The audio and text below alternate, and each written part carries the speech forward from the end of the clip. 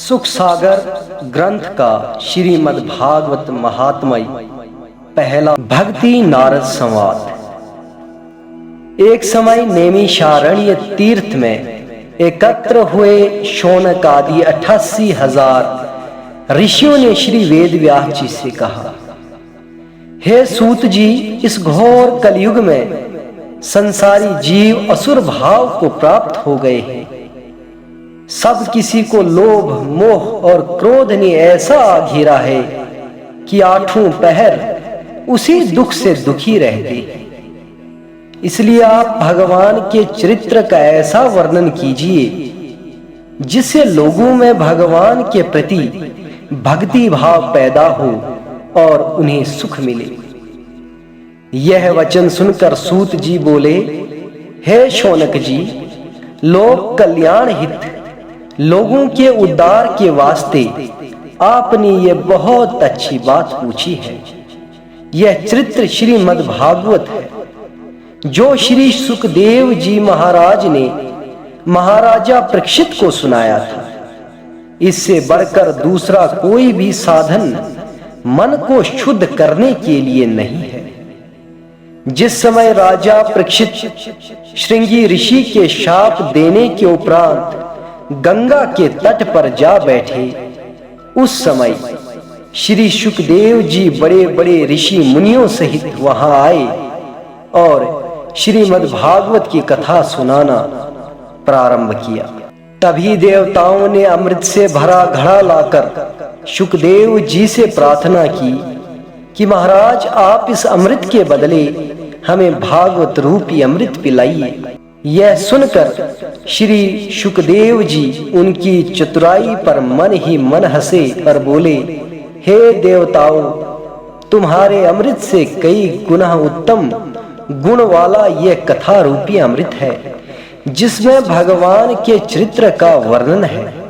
इसको सप्ताह पढ़ने एवं सुनने से जीव आत्मा अमर होकर आवागमन से मुक्ति प्राप्त कर मोक्ष को प्राप्त होता है। अतः राजा परीक्षित तो इस कथा रूपी अमृत को ही प्राप्त करना चाहता है। इस प्रकार यह कथा देवताओं को भी दुर्लभ है। यह श्रीमद् भागवत की कथा ब्रह्मा जी ने नारद जी को सुनाई थी, परंतु सप्ताह परायण श्रीमद् भागवत श्री सनत कुमार जी ने नारद जी को विधि सहित सुनाया है। यह सुनकर शौनक जी बोले, हे सूत जी, नारद जी तो कहीं भी 2 घड़ी नहीं ठहरते हैं, फिर वह किस प्रकार एक स्थान पर रुककर सप्ताह परायण सुन सके? और सनत कुमार जी से उनका मिलन कहाँ हुआ और सप्ताह यज्ञ कहाँ संपन्न हुआ? सारी कथा विस्तार पूर्वक बतलाइए। यह वचन सुनकर श्री सूत जी बोले, यह गुप्त कथा जो श्री सुखदेव जी ने मुझे अपना योग्य शिष्य समझकर सुनाई है, मैं तुम्हें सुनाता हूं, ध्यान देकर सुनो। एक समय सनक, सनंदन, सनातन और सनत कुमार यह चारों घूमते हुए बद्रिकाश्रम में पहुंचे। वहां नारद जी को उदास बैठे देखकर पूछा, ब्राह्मण, आज आप किस चिंता से ग्रसित उदास हो बैठे हैं? नारद जी उन्हें प्रणाम कर बोले, हे ऋषिवरों, मैं संपूर्ण लोकों में पृथ्वी को उत्तम जानकर काशी, प्रयाग, गाया आदि संपूर्ण तीर्थों में घूमता फिरा और देखा कि कलयुग ने समस्त पृथ्वी को ऐसा जकड़ा हुआ है कि कहीं तप, सत्य, दान, दया का नाम नहीं रहा। सब मनुष्य पेट भरने के लिए झूठ और पाप कमा रहे हैं। माता पिता से बैर तथा स्त्री, साला और ससुर परामर्शदाता हो गए हैं। लोभ के वश कन्याओं का विक्रय हो रहा है। इस प्रकार चारों ओर सबको अधर्म से घिरा देख मैं मथुरा में यमुना जी के किनारे पहुंचा।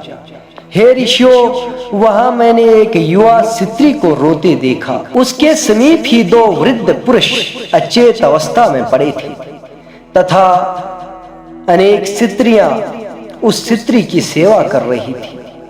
मैं जैसे ही उनके समीप पहुंचा, वह स्त्री खड़ी होकर हाथ जोड़ कहने लगी, हे साधु, कुछ क्षण ठहर कर मेरा दुख सुन लीजिए। मैंने कहा, देवी तुम कौन हो, और ये दोनों पुरुष जो अचेत पड़े हैं सो कौन है, और तुम्हें क्या दुख है, हमें विस्तार पूर्वक बताए। वह स्त्री बोली, मेरा नाम भक्ति है, और यह दोनों पुरुष मेरे बेटे ज्ञान और वैराग्य नाम वाले हैं। यह जो स्त्रियां हैं, यह गंगा यमुना आदि नदियां स्त्री रूप धर मेरी सेवा करने यहाँ आई हैं। हे महाराज, मेरा जन्म द्रविड़ देश में हुआ एवं कर्नाटक में बचपन बिताया। दक्षिण में ही युवावस्था प्राप्त कर जब गुजरात पहुंची तो घोर कलयुग के कारण लोगों में पाप कर्म बढ़ जाने से वृद्धावस्था ने घेर लिया। अब वृंदावन में जाने से मैं फिर पहले के समान युवा हो गई हूँ, परंतु मेरे यह पुत्र ऐसे ही बूढ़े हुए अचेत पड़े हैं। हे साधु, मैं इसी दुख से दुखी हूँ कि मैं तो युवा हूँ और मेरे यह पुत्र आज समय ही बूढ़े हो गए हैं। यह देख सब लोग मेरी हंसी उड़ाते हैं, इनका क्या कारण है? यह सुनकर नारद जी बोले, हे देवी, तुम्हारे दुखों को विचार कर मैं इसका कारण कहता हूं, ध्यान देकर सुनो। इस समय घोर कलयुग के कारण संसार में पाप कर्म बढ़ रहा है। अब लोग लोभ और मोह में इतने अंधे हो रहे हैं कि तुम्हारा कहीं आदर नहीं रहा। इस कारण तुम वृद्धावस्था को प्राप्त हो गए हो।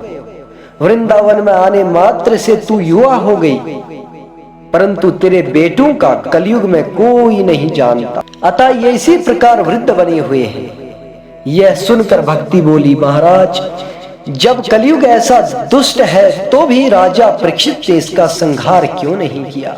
राजा परीक्षित किस वास्ते दया करके प्राण उनका छोड़ा, जिस पर दया करने से सब लोगों का कर्म व धर्म जाता रहा, उसे मार क्यों नहीं डाला? तब नारद जी ने उत्तर दिया कि परीक्षित जी ने कलयुग में बहुत गुण देखकर उसे नहीं मारा, कि दूसरे युगों में हजारों वर्षों तक यज्ञ व तप व दान व धर्म करने से भी परमेश्वर का दर्शन जल्दी नहीं मिलता था। सो कलयुग में केवल भजन व कीर्तन करने से नारायण जी तुरंत प्रसन्न होकर दर्शन देते हैं, पर कलयुग वासियों से सहज बात भी नहीं बन पड़ती। इसलिए कलयुग ने सब आदमियों का कर्म धर्म खो दिया है। यह बात सुनकर भक्ति ने कहा, तुम धन्य हो, बड़े भाग्य से तुम्हारे दर्शन मुझे प्राप्त हुए। आप सब किसी का दुख छुड़ाने के योग्य हो। सो कोई ऐसा उपाय करके ज्ञान व वैराग्य को बताइए जिससे मेरा दुख छूट जावे। मैं आपको बारंबार दंडवत प्रणाम करती